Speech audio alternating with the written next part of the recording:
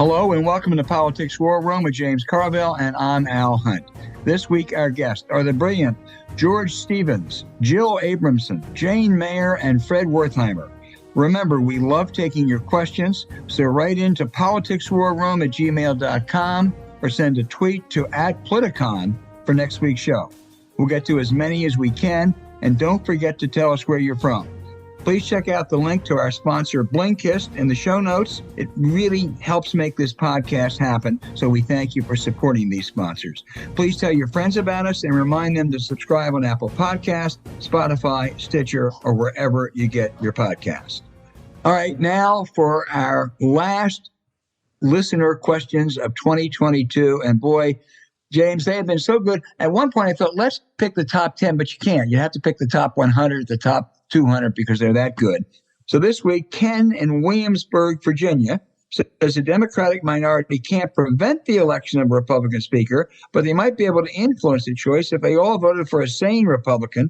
A few Republican votes could put him or her over the top. Do you see this possibly working? Yeah, I mean, there's some chances. I wouldn't call it likely or probable, but it's certainly possible. And, you know, they're going to, it could be a big mess. I mean, it really could. I could see any number of scenarios unfolding here, but it's going to be very fun to watch. Very fun to watch, and that is certainly within the realm of possibility. Would you agree? Yeah, I do agree, although I think what complicates it is I think you could get, 10, 15, maybe 16 or 17 Republicans who would do that. But whether the left-wing Democrats would then go along with it would be a different matter. I mean, AOC voted against the omnibus bill, so I don't know. But you know, it's unlikely, but it's a possibility. And I think I still think if Kevin McCarthy doesn't get it, I think I put my money on Steve Scalise, but that's based on nothing other than a hunch. Known less hated, maybe. Yeah, exactly. You know, not even less threatening than Kevin McCarthy, which is really not threatening. Leon in Kalispell, Montana, says, on your show on 12/15, you both agreed that Trump should not go to jail, that he should be pardoned if convicted of at least one felony, without stating why. The logic behind this escapes, Leon. Why isn't he be treated like any other common criminal if convicted in due time? Leon, I don't think that's quite what we said. I think what we said was if he is convicted and if he wants to offer a plea bargain for staying out of jail, which is A, he admit his guilt, forthrightly admit his guilt. B, he pay a huge fine. I mean, really a huge fine, massive. And C, he commit to never running for election again. And D, as James said, the safeguard would be the Fulton County case stays open. Then under those circumstances, I think a case can be made that Biden is willing to pardon him and ask if the Fulton County prosecutor will agree to that. But only under those circumstances, which would be much harder and much tougher than the Nixon pardon in 1974. James, have I accurately described what we said? You're very, very accurately describing it. And, you know, I would hate the idea of him not going to the penitentiary because he really deserves it and he's under the same law as everybody else. But if this expedited the country exiting from this hell that the last 7 years have been, I'd be tempted to take it. Yeah.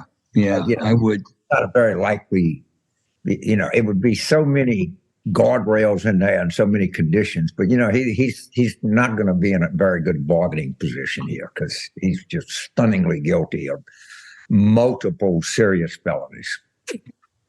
Right. And even under our scenario, James, there are still all these civil actions, which you can't do anything about. So the idea that he is going to be, free just to roam the grounds of Mar-a-Lago, I think it would be a difficult decision. But under those circumstances, which is really tough stuff, then I think it ought to be considered. Jim in St. Louis, he says, Joe, meaning Biden in 2026, worries me. He'll be 86. What about the possible solution of Biden serving 18 months or so in his second term and then resigning and letting Harris take over. Can't imagine that's illegal, but is there any constitutional or political impediment that I haven't considered? James, I don't think there is. Well, yeah, the political impediment would be staggering. I mean, and what they would correctly say is, well, we got 18 months to lose all power, and everybody would be, if they got reelected under those conditions, which would be much more difficult than normal conditions, everybody would be sucking up to Harris, knowing that she was going to be president in a year and a half. Yeah, I mean, it's a good question. It's provocative, but I don't think that's in the real realm of possibility. But it illustrates a point that I think we all are cognizant of. We're 6 years away if he's reelected. From where we're going to end up. I mean, think about that. 6 years is a long freaking time. Yeah. Jim, I'm going to make just a minor correction to your very good question. In 2026, Joe Biden won't be 86, he'll be 84. I identify with that because I'm just a little bit younger than Joe Biden, and I know how old it is. The next question is from Greg in Decatur, Georgia. You know Decatur, Georgia, James. From Decatur. This is directed to you. You've always mentioned how a political consultant learns from a loss. Can you recall one experience from a prior campaign that shaped you or taught you a valuable lesson? He said he loves to hear these war stories. Absolutely. And actually, the guy that taught me the best lesson was born in Georgia at Fort Benning, the same place I was. Phil Graham, we'll run against him in 1984.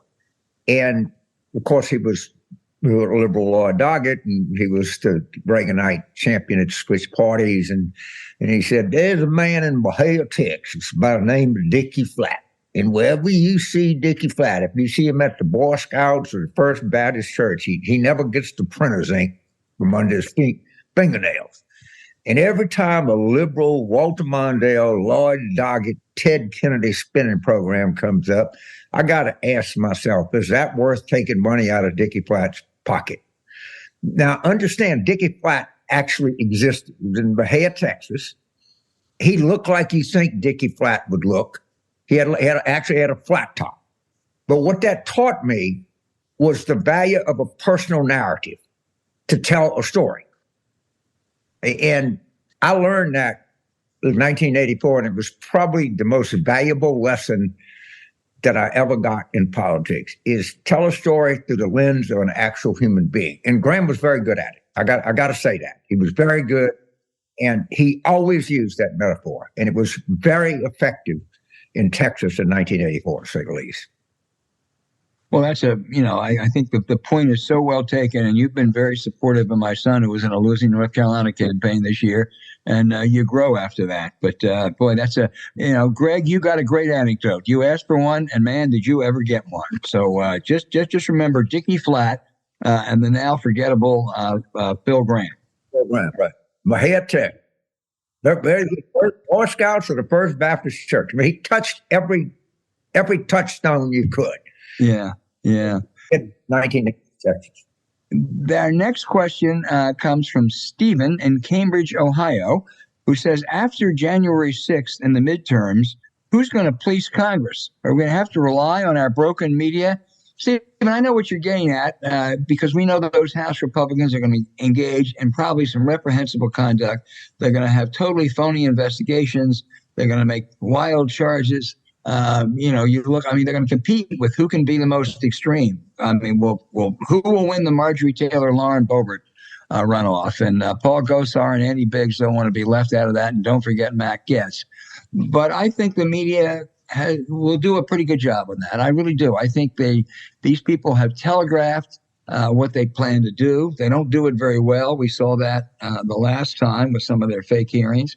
And I think that the media will do a good job. What's equally important is how good a job the House Democrats do. And I was a little disappointed in the sense there was a big fight between Jerry Connolly and Jamie Raskin as to who was going to be the ranking member on the House Oversight Committee. Now, that may sound like inside baseball, but you remember Elijah Cummings when they did that phony Trey Gowdy did that phony Benghazi thing. Elijah Cummings just took him apart. And that's what a ranking member can do.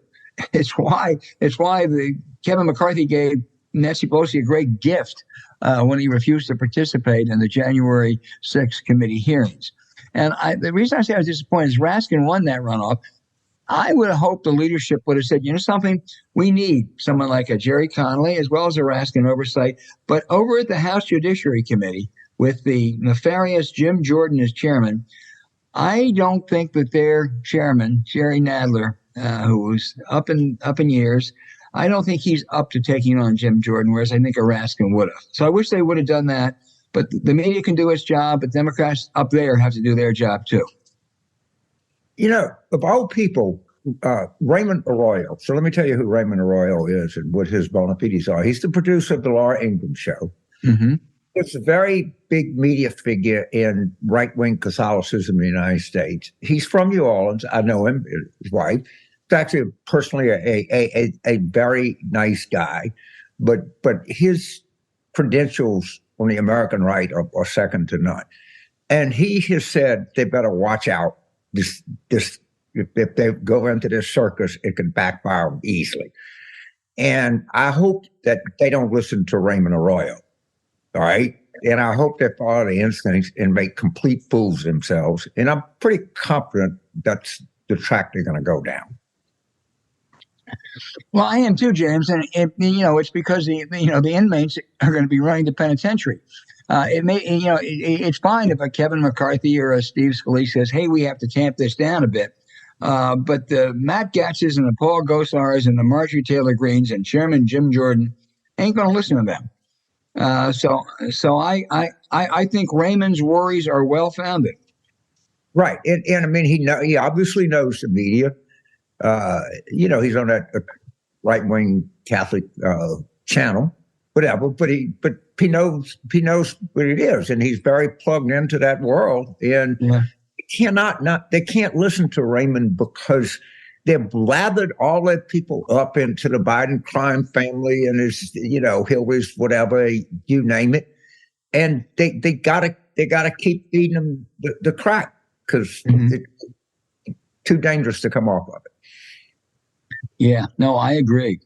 Our last question of the year comes from Elliot in Chicago, Illinois. And James, you have been so on to this. What will it take to juice up the African-American voter turnout, Louisiana, Mississippi, and the rest of the southern states with sizable African-American populations? To a degree, that could make a difference for Democrats. Is the Deep South just a lost cause, Elliot asks? All right, well, first of all, it wasn't great in Milwaukee either. Or it just wasn't we had more than we should have had black turnout in the South. But the question is very well taken. Let's take North Carolina. North Carolina population, I could be off a little bit, but I'm not off much, is 21% black.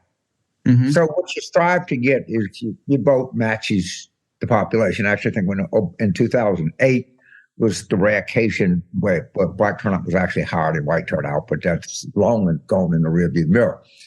It was 17% in 2022. All right. It was 26% in Georgia, all right, where it should be 31, 32. And that is a problem, and it has to be a lot of thought in it. And I suspect, I don't have the data in front of me. I don't know. I'm sure the data will exist.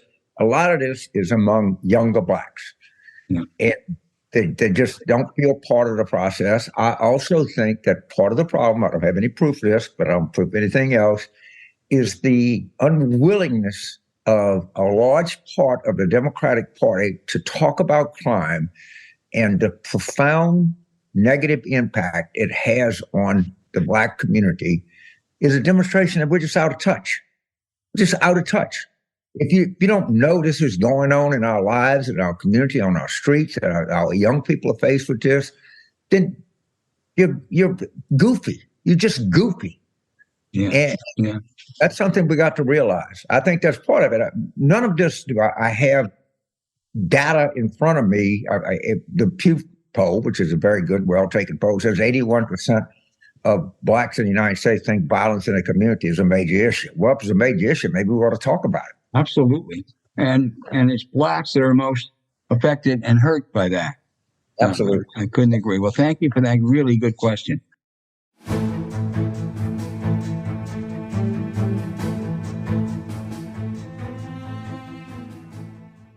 You know, 2023, James, is just around the corner, and that makes it the perfect time to dive into things you've wanted to explore. And nothing is better for that than Blinkist. Blinkist helps you discover and understand key insights and powerful ideas from books and podcasts in record time with blinks and shortcasts. Imagine discovering new perspectives, having exciting conversations, and finding those aha moments you've been looking for. Blinkist offers the best selection of nonfiction books and podcasts condensed down to 15 minutes for immediate inspiration and mastery. They offer over 5,500 titles in 27 categories in their unique, entertaining, and engaging audio format. It's perfect no matter where you are or what you're doing, and whether it's for education or pleasure. Now, not only is Blinkist early and enjoyable to use, you can even listen and read at the same time by downloading titles for offline access. And while celebrating their 10-year anniversary, Blinkist launched a totally new function. It's going to be your favorite ever. Think of all those great ideas you naturally wanted to share and discuss with others instead of just keeping them to yourselves. Blinkist Connect does just that. Blinkist Connect. Blinkist Connect allows all premium users to share your account with another person of your choice. So you effectively get 2 premium accounts for the price of one at zero cost. That way you can easily share blinks and shortcasts with each other with just one click. James and I are always sharing stuff, and man, this is just made for us. Recently, we loved the incredible story of when a game brought China back to the world stage called Ping Pong Diplomacy by Nicholas Griffin on the Dan Snow Picks playlist. It shows the power of building trust and spending time together to build bonds. But you can learn more about any topic you can think of with Blinkist.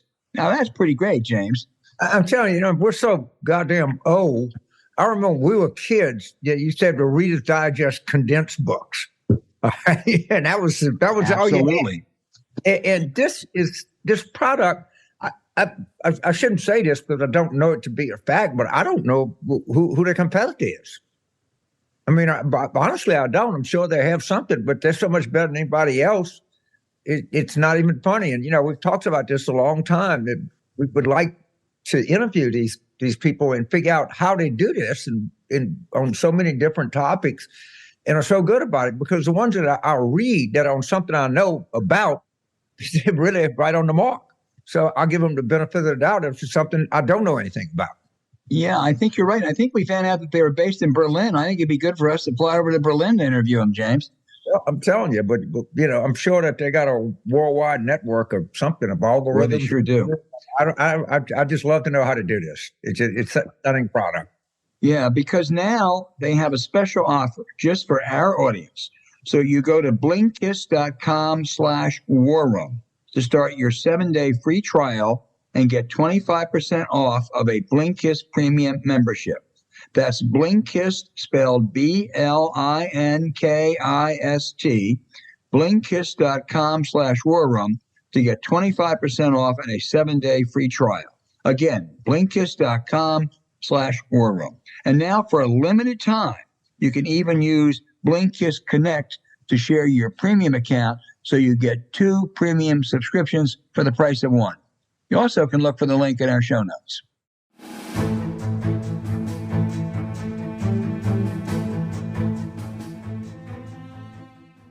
Hey, we're going to let all you listeners out there into a special treat that James and I love, our Sunday afternoon Zoom calls with the best and brightest and most engaging.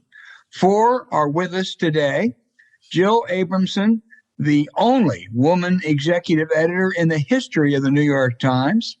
The New Yorker's Jane Mayer. If you want to scare some sleazy operator, just say Jane Mayer's calling. Fred Wertheimer, who has been fighting the good fight in Congress for half a century in trying to take dirty money out of politics. And George Stevens, the Academy Award-winning director, and he's an author and playwright. So, wow, James, how did we ever get on that call with them? Huh? No, just know this. I stand in the shadow of giants. A lot of them. We're going to get each of you to talk a little bit. And then, as always, we do on Sundays, just everybody jump in, whatever you want to talk about what's ahead in 2023. James, what will be the one or two biggest stories politically in 2023?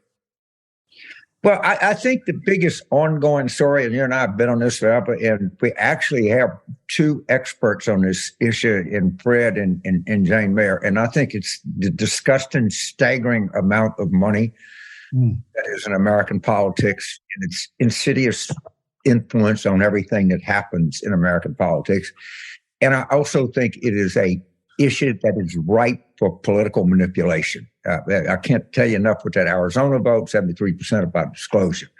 So I guess I'd ask Jane and Fred to where's the best place that our listeners can go to and learn about this insidious, awful influence that has become so pervasive in American politics. James, just first, let me point out that Joe Abramson taught Jane Mayer and me everything we know about money and politics. But go ahead. Totally true. I'm going to defer to Fred because Fred really is the leader in this field. So, Fred, you go. Well, one of the best places you can find information on this is a website called Open Secrets, which has all the facts about the money being raised and spent. It does lots of studies. One of the untold stories of this last election is that with the country overwhelmingly saying we're headed in the wrong direction, and with Congress at a very low level of confidence, this was a status quo election. Every incumbent in the Senate who ran won. 97% of the House incumbents who ran won. And there are a couple of major factors beside all of the other factors we know about. Money follows incumbents because incumbents are the ones who can do something for you. And they overwhelm their challengers in money. It becomes exceedingly difficult to beat an incumbent. And then in the House, you have this partisan gerrymandering, which has locked in one district seats for one party or the other for most of the seats in Congress. So looking ahead, Jane, will anything change?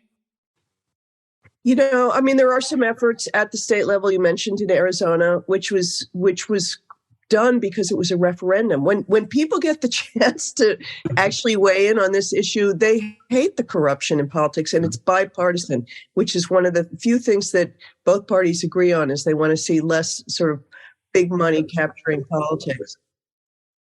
Yeah.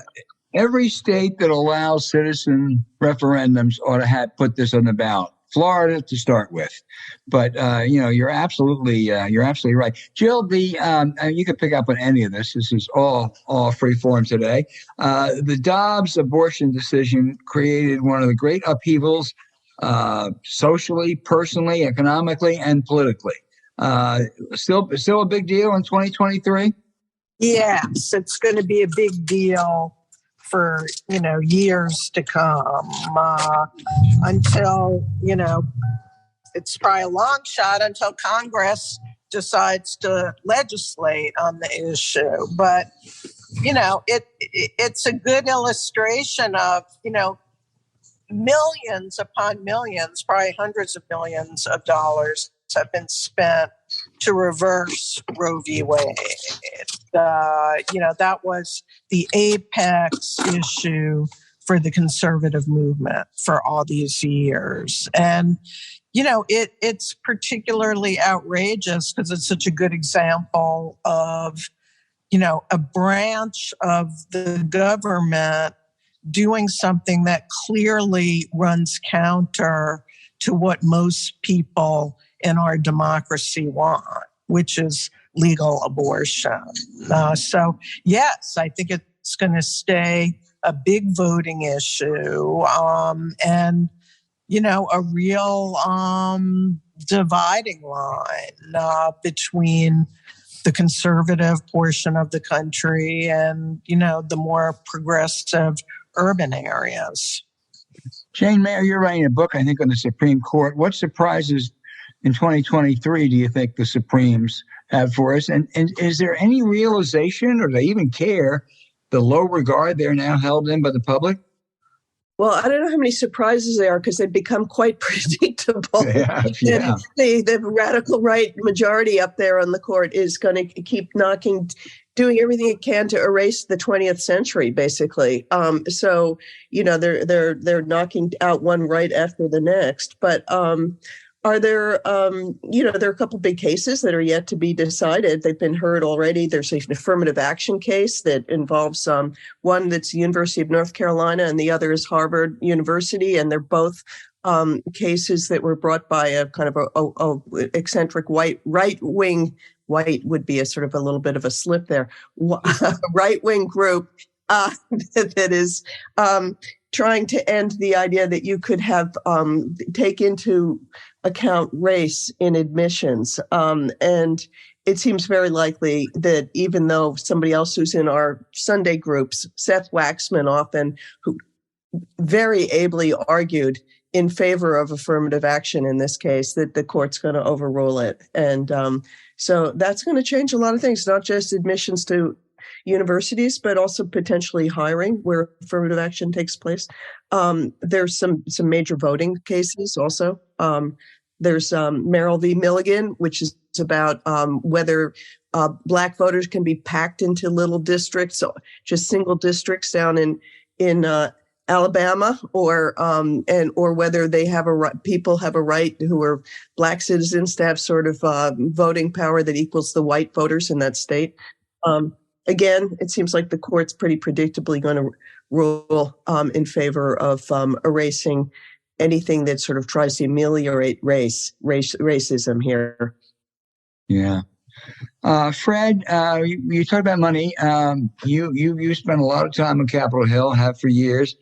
You have divided government on Capitol Hill, House and Senate. Now, what do you look for legislatively in 2023? Anything? Almost nothing. I think in the House, it's going to be an investigations Congress. What you can do, and we did this in 2019, is you can set the stage for future legislation. In the Senate, for example, you can continue to pass the democracy reforms that came within 2 votes of being elected, historic reforms in this Congress. And you build on that. You can pass those laws and be in a position when the opportunity to strike comes, you can go for it. But we're going to see, I think, a role reversal in the 2024 elections. And much of this Congress, next Congress, is going to be focused on the 2024 elections. There are 23 Democrats and independents up and only 10 Republicans. It's going to be very hard for the Democrats to hold the Senate. In the House, just the opposite. The House, the Republicans have a bare 4-vote majority, and there are 20 Republicans who are up who won in districts carried by Biden, and they are going to be targets for the next 2 years. George, Hollywood looks unsettled. I mean, Disney and Warner, Netflix, several months actually lost subscribers, raising questions about is streaming the gold mine that people were talking about. Movie theaters are still struggling. Sort all this out for us, and what does it mean for the content of what we can see? Well, for the first half of the 20th century, people went to the movie theaters, got their entertainment. Then came television. The second half of the 20th century, television and movies were kind of side by side and gradually being co-opted together by a few corporations.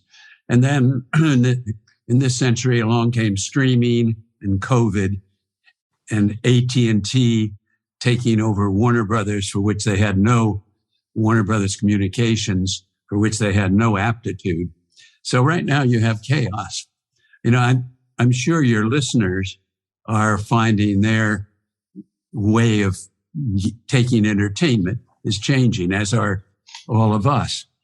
I went to a holiday party dinner, and people were all talking about what they were streaming. That's just a whole new conversation. I have my own. I am a big screen person. I love movies on a big screen in the dark, with popcorn and other people. And I think I've been to see a movie in theaters maybe 7 or 8 times in the last 2 years, which is, and it's reflective of what's happening. The Oscar movies are out now, and directors who used to have successful films are getting just a minor percentage of the audience they used to get, notably Steven Spielberg, who has the movie The Fabelmans, which is very well reviewed, but it's just not getting an audience. And Liz and I watched on our home screen the other night, Tar, the film with Cate Blanchett, which is really a very good film, getting no traction in theaters. And I had a personal experience. I'm a big admirer of David O. Russell, who made American Hustle, A Silver Lining, Playbook, Flirting with Disaster. And I felt I owed it to him to go and see his movie in a theater. It's called Amsterdam. I went on Fandango, and I thought something was wrong because all the seats were the same color when I was clicking on. So I clicked to a seat in the 12th row center, and it lit up. And then I realized I was the only customer. And I went down to the IMAX theater on K Street and had a private screening of Amsterdam, which is one of the pictures, and it's totally dead at the box office. And it's one of the best experiences I've had, movie experiences of the year. And it made me realize there's a big question of whether theatrical movies as we know it are going to continue. The only pictures that people are going to see are the so-called franchise movies, Top Gun, all of the Marvel comics, and Jim Cameron's Avatar. But the kind of mainstream movies that adults used to go to are just, you go to, you have the experience I had with Amsterdam. So the future is cloudy. I don't think any of us are surprised that George Stevens Jr. likes the big screen. I think that came in the genes, George. Do you have an early favorite for Best Picture? Yeah, it's so chaotic this year. I really don't. I mean, the Top Gun Maverick, which I went to see, I said I better go see this because everybody's going to see it. Tom Cruise, the redo of his Top Gun series, it's in the conversation. Avatar will be in the conversation. The Spielberg film. George, who's making money on movies now? Not very many. It's complicated because a lot of them are made for streaming. This Glass Onion, the new picture that was released by Amazon into theaters, or is that Apple, into theaters just for 2 weeks, and as a courtesy to the director. But people flocked to see it, and they had to pull it after 2 weeks to go, on streaming. So it's quite chaotic. Wow. All right, everybody weigh in. No one's shy here. James, what do you want to pick up on? I have a question for the group, and please don't tell me you don't know because Washington is a place of gossip. What the hell's going on at the Washington Post? Oh, not much that is happy. The publisher, who really did not have any newspaper experience before Jeff Bezos plugged Fred Ryan, is his name, before Jeff Bezos plucked him for the job. And, the Trump bump is gone. The one thing that saved and added a lot of digital subscriptions to places like the Washington Post, that's now gone. People are much less, it's a sad truth, but they seem to be less glued to the news without, the circus master himself, Donald Trump. And, the executive editor is a new woman, Sally Busby, who I think is a very good journalist, but she's taking charge of a newsroom that doesn't know her that well. And Fred Ryan has told her very abruptly that she's got to have big layoffs there. So needless to say, the Washington Post newsroom ain't too happy a place knowing there are layoffs in the very near future. I was just going to say, they also seem to be hemorrhaging some of their very best people. I hate to say it, but the most recent one was Eli Saslow, who's, won Pulitzer Prizes and is an amazing narrative journalist. And he's gone to the New York Times. And before that, Carlos Lozada, who's a brilliant book reviewer and I love essayist. Carlos. I read it. Gone to the Times, and so the Times is poaching some of their best people. There's tremendous unhappiness, it sounds like, over there. But Jill, I'm curious because I think it seems right that the problem is partly that without Trump to cover, readers are sort of dropping off in their intensity and excitement, but at the same time, the New York Times is doing very well, right? Because the New York Times has been an outlier in terms of the newspaper industry throughout the digital transition. It was always doing better than anyone else, and that advantage greatly intensified during the Trump presidency. I think they went from something like 2 million paid subscriptions to over 7 in those 4 years, an amazing leap. And they haven't lost a lot of readers or subscribers. But, part of their success, if you look, is that I get a lot of emails from the Times offering new, all access subscriptions for like $1 a month the first couple of months. So they're selling, they're adding or at least not losing subscribers, but I'm not sure they're bringing in the revenue that they'd like. Although the place is sitting on a huge stash of cash. And I would like to just share a general observation which applies here. Al noted at the beginning of our podcast that I was the first and only woman executive editor, the top editor at the Times. And wouldn't you know it, but the year that I was appointed and the few years that I had the job, the place was going down the drain. There were articles being written that the Times was going to go bankrupt. The newsroom was extremely unsettled.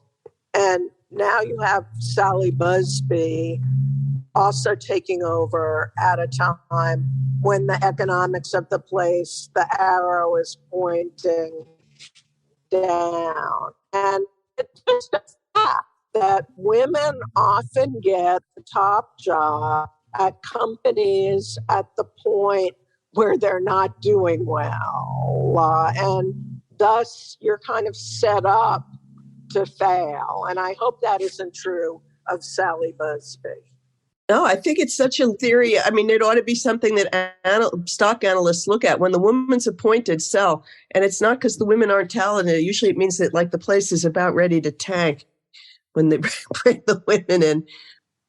An ironic byproduct of this is when you think of the Post as a kind of the cultural center of Washington. It's the only damn newspaper, and they've just Sally Busby, I guess, just fired Sarah Kaufman there, who'd been there 27 years. She's the leading dance critic, not just at the Washington Post, but in the nation. Pulitzer Prize winner. They eliminated the job of dance critic in Washington, where dance companies, the New York City Ballet, the American Ballet, from all over the country come to Washington. Now there is no dance critic at the only newspaper.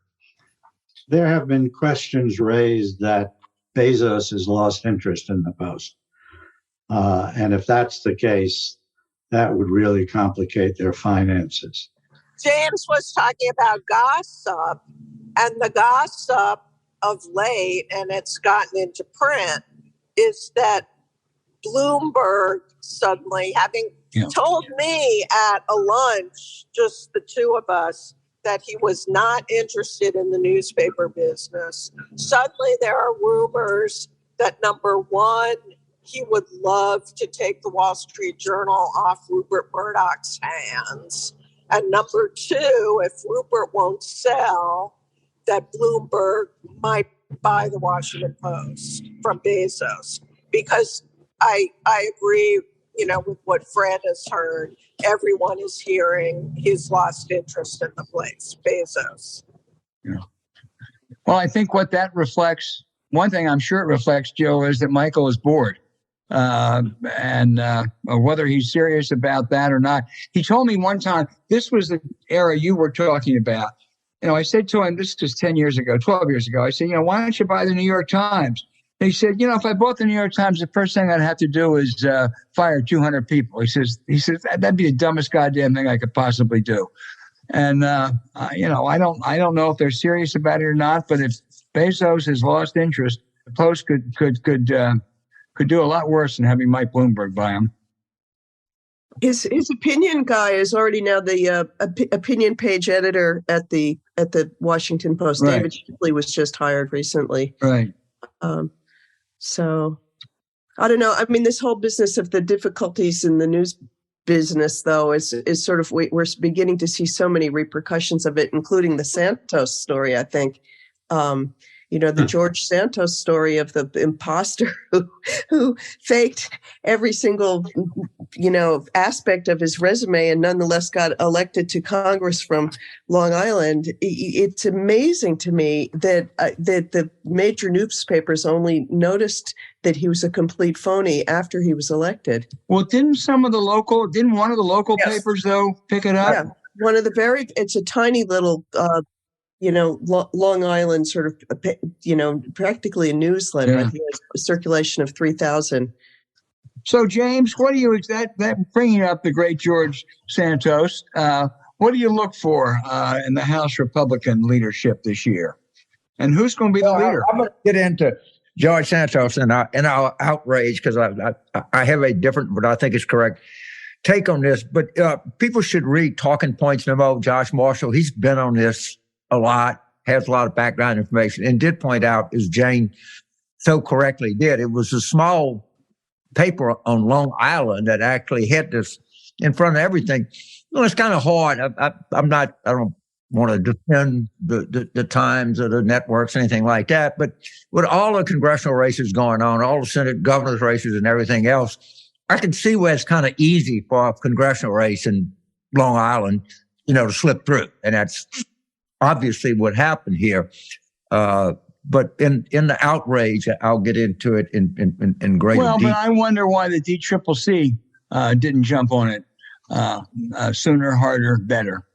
They knew something was up. I guess they had a lot of races. I don't know. I'm not excusing anything, but I'm just saying, we got that many plates spinning. sometimes one will fall down on you.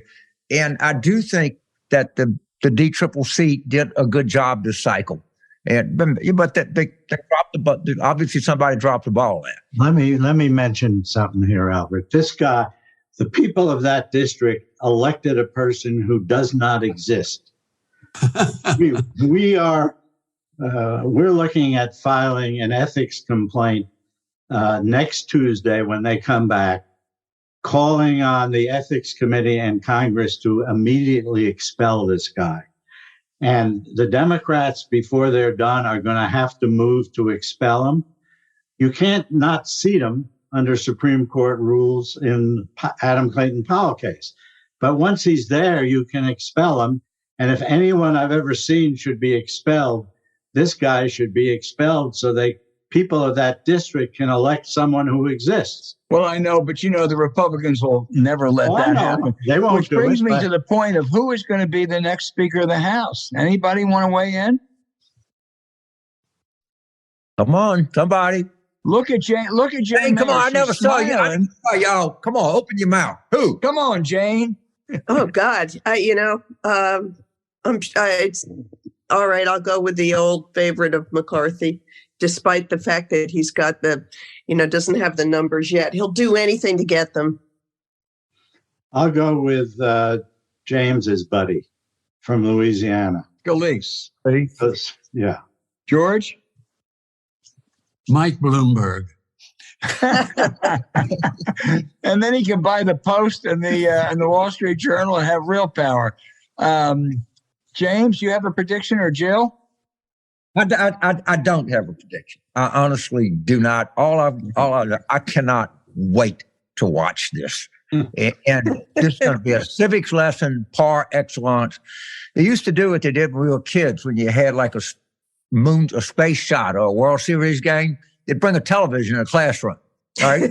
It's going to be the greatest civics. Any teacher that they come back from Christmas break, January the 3rd, put the television in the classroom so the children can see what a screwball operation this is. This is, as the rabbis would say, this is a great teaching moment. Oh, wow. Who's got, Joe? I was going to say Joe Biden. What kind of a year can Joe Biden expect? Fending off investigations, for one, which shouldn't be that hard because the House Republicans are going to totally overreach on everything they try to do. James says he's waiting for this battle for Speaker. I think we're going to have a 2-year battle here between these folks. It's going to be an ongoing war between the right wing and the far right wing in the House Republican Party. Yeah. Well, I mean, already people, start putting down your chips on Marjorie Taylor Greene versus Lauren Boebert. I mean, I like that one. that's Ali Frazier, I'll tell you. Al, Jill. I remember probably in the summer, Mr. Carville made one of his pronouncements, and this pronouncement is that neither Donald Trump nor Joe Biden are going to be the presidential nominees in 2024. And I'm just curious whether he still thinks that about Biden and where we're at in our certainty level that Biden will run for re-election. Well, I think I'm right about Trump. And obviously, Biden has given every indication that he's going to run for re-election. My view is his record certainly would support him being nominated and re-elected. However, age is something that you got to deal with, and he and his family have to think about that. And you can't think about how you feel today or how you think you're going to feel a year from now. It's how you're going to feel 6 years from now. And I think that has to weigh into his decision. But I know I'm half right, so I'm not totally off the mark.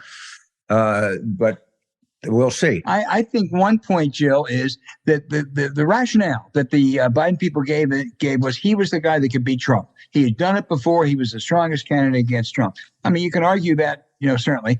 But if Trump's not the nominee, and I think James is absolutely right on that, you bring another one in, even a guy like DeSantis, who's, not a very attractive guy.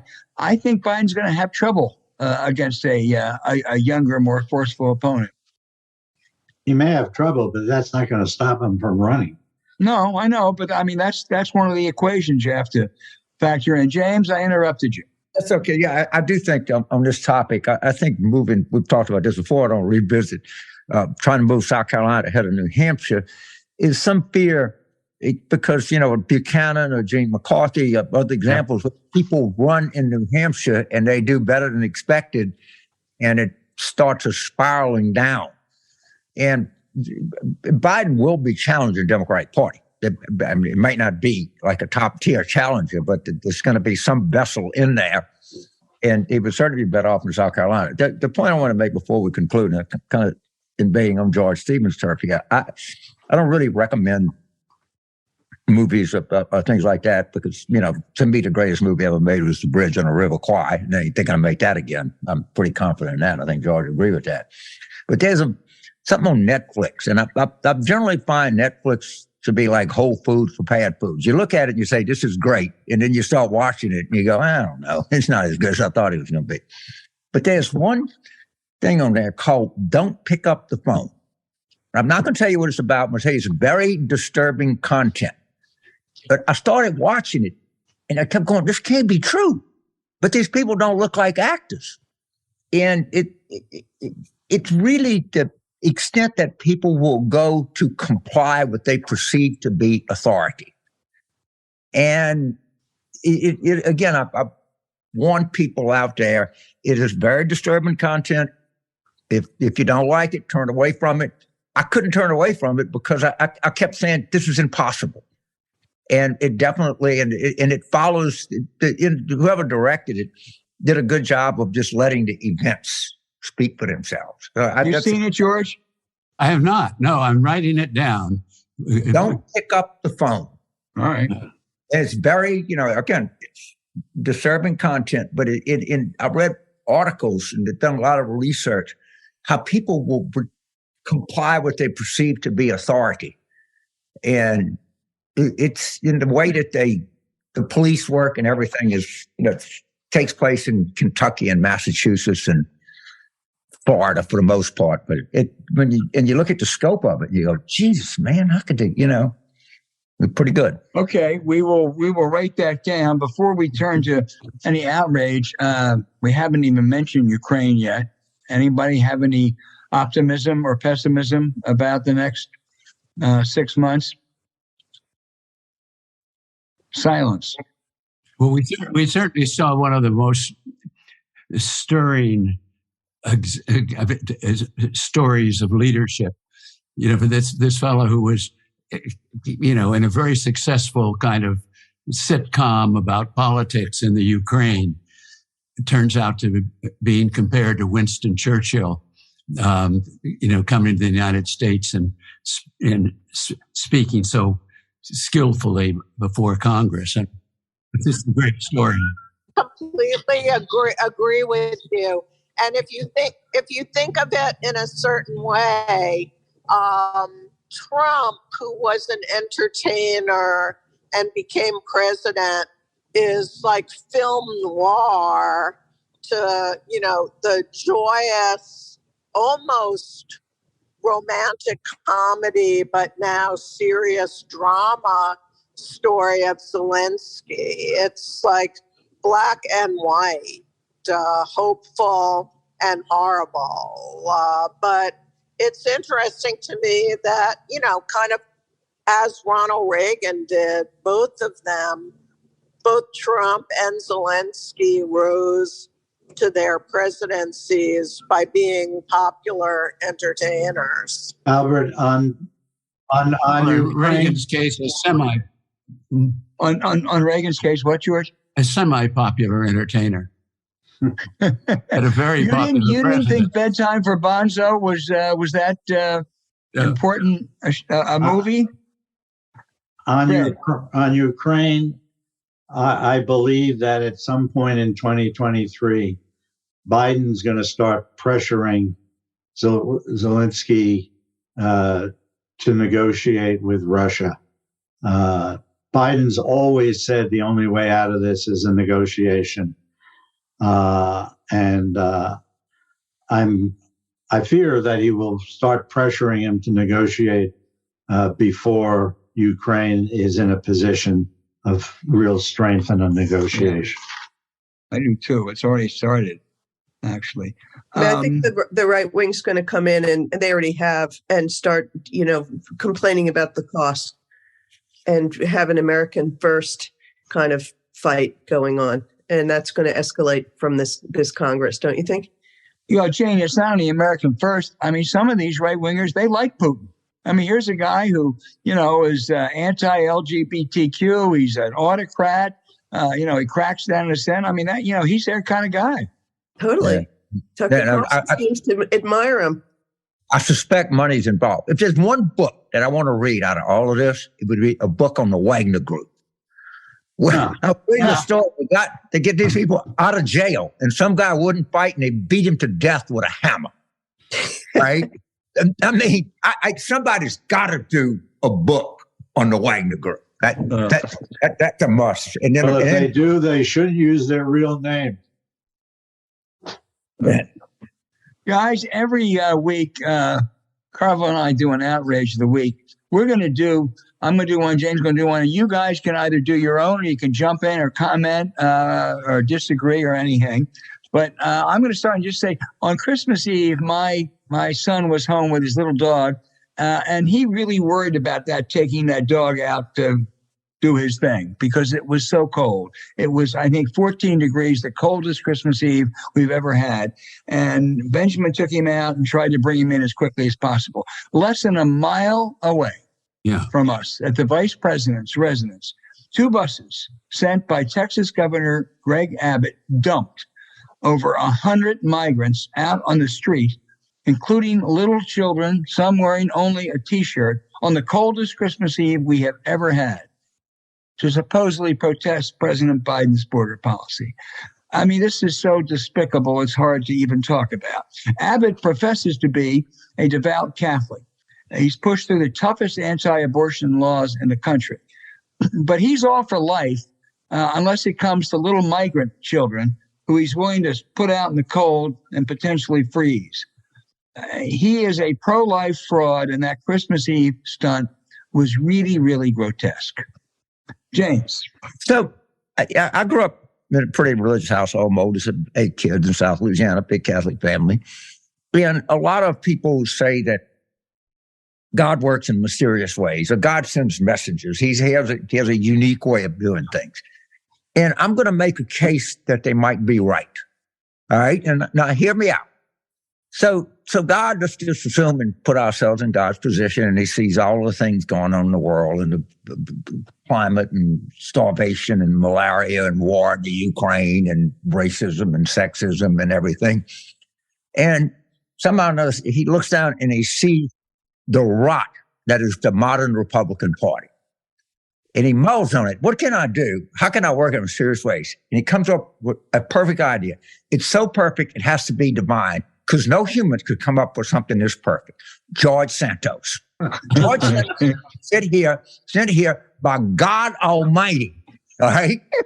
Tell people what a rotten, hollow, vapid group the modern U.S. Republican Party is. And you can't, it's actually perfection.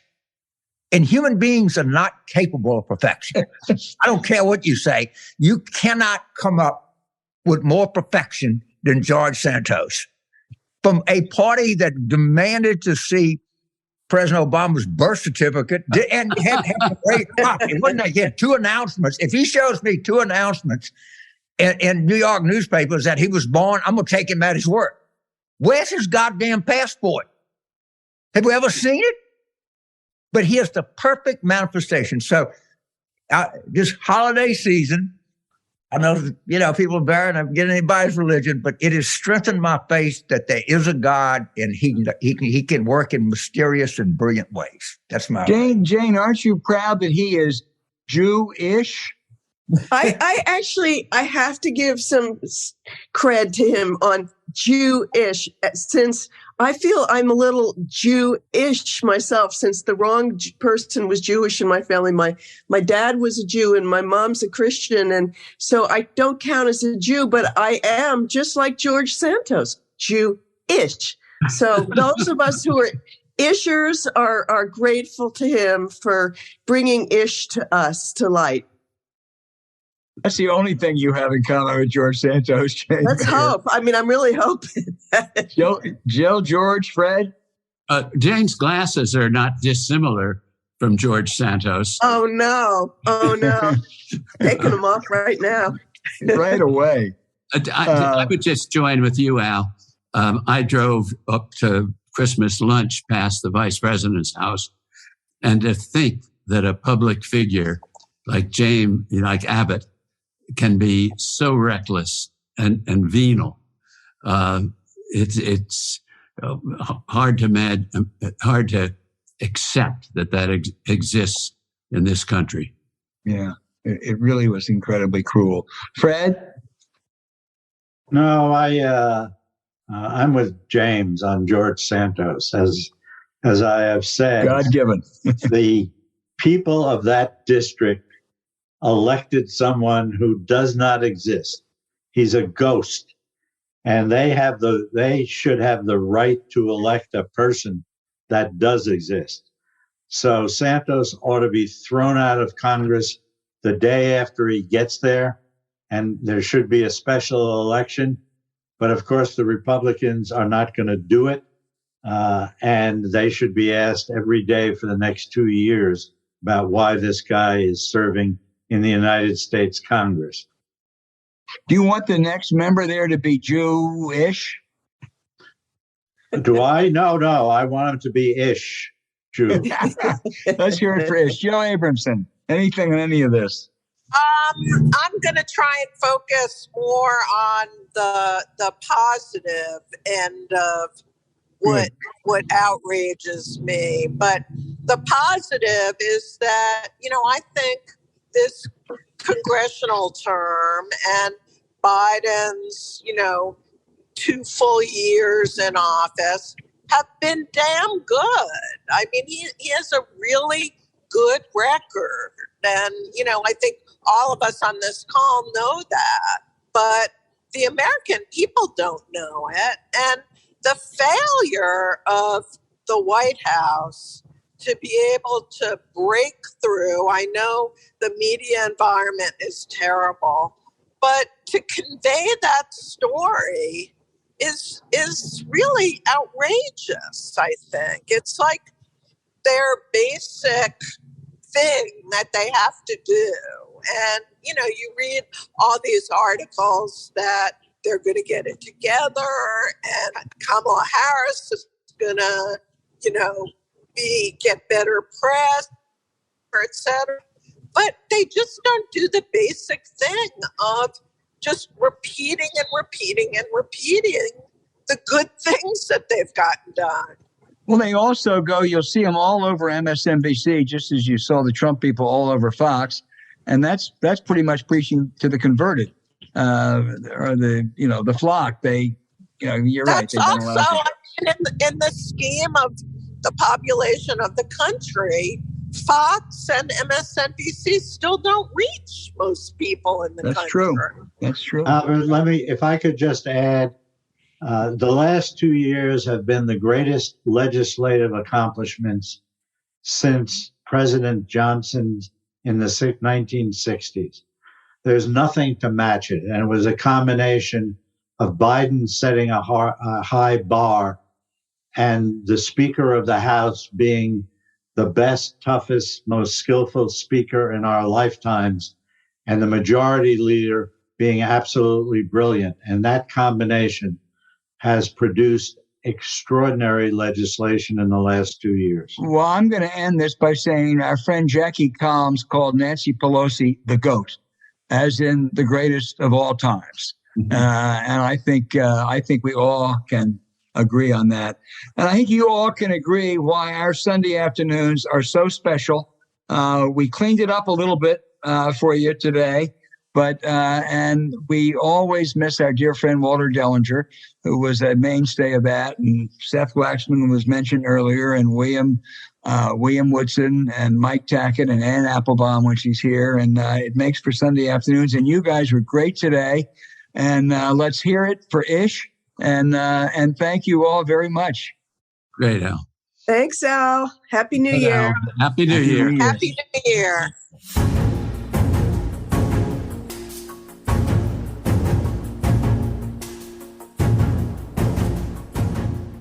Hey, thanks for listening to Politics War Room with James Carville, and I'm Al Hunt. Don't forget to send your questions for us by email to politicswarroom@gmail.com or tweet them for next week's show @Politicon. Following this episode, we'd appreciate it if you check out the link to our sponsor, Blinkist, in the show notes. We thank you for supporting our sponsors. When you do, it helps make this podcast happen. So to keep up with us, subscribe to Politics War Room on Apple Podcasts, Spotify, Stitcher, or wherever you listen. Please rate the show with a 5-star review. We'll be back next week with another show as we continue our War Room planning, and we wish all of our great listeners out there the happiest of New Year's. We'll see you in 2023.